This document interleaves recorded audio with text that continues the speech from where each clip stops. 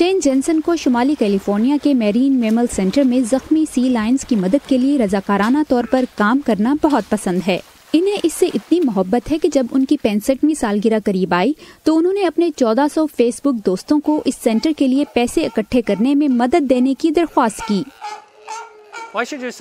صرف سالگرہ کی مبارکباد ہی نہیں، مجھے اپنی سالگرہ پر کچھ اچھا کرنا چاہیے، لہٰذا میں نے $500 کی درخواست کی۔ 1-2 روز بعد ہی میں نے $300 اکٹھے کر لیے۔ یہ میرے تصور سے کہیں بڑھ کر تھا۔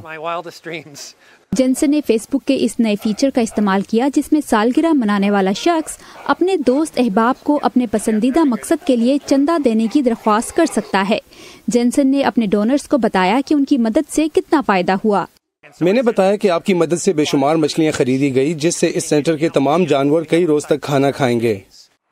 فیس بک حال ہی میں نفرت انگیز مواد پھیلانے اور غیر ملکی انتخابات میں مداخلت کے حوالے سے چھان بین کا مرکز رہا ہے، لیکن اس کے birthday fundraiser feature نے سوشل میڈیا کو بہتری لانے کے لیے استعمال کیے جا سکنے کی طاقت کو ثابت کیا ہے، یہ کہنا ہے فیس بک کا۔ اس میں سب سے ایکسائٹنگ بات یہ ہے کہ فیس بک برتھ ڈے فنڈ ریزر کو 1 ہی سال ہوا ہے اور اس مختصر وقت میں نان پروفٹ اداروں کے لیے $300 ملین اکٹھے کر لیے گئے ہیں۔ بینوش بابزانی حال ہی میں 35 سال کی ہوئی ہیں۔ انہوں نے اپنی سالگرہ کو اپنے دوستوں سے ایک ایسے کاز کے لیے عطیہ کرنے کی درخواست کے موقع کے طور پر استعمال کیا جس کی ان کے لیے بہت اہمیت ہے، یعنی ان لوگوں کی مدد کرنا جنہیں بون میرو ٹرانسپلانٹ کی ضرورت ہے۔ انہوں نے خود اپنے بھائی سے بون میرو ٹرانسپلانٹ حاصل کیا ہے۔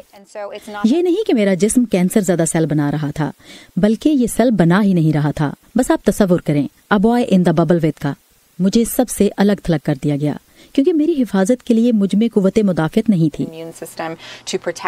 لہٰذا انہوں نے اپنے دوستوں سے مدد کی درخواست کی۔ ان کا گول $350 تھے۔ Ready? 1, 2, 3. Ladies and gentlemen, we have another donation. چند روز میں بابزانی نے $1700 سے زائد اکٹھے کر لیے۔ انہوں نے VOA کو بتایا کہ ان کی اس سے بہتر سالگرہ ہو ہی نہیں سکتی تھی۔ مشیل کوئن کے ساتھ وردہ خلیل، اردو VOA۔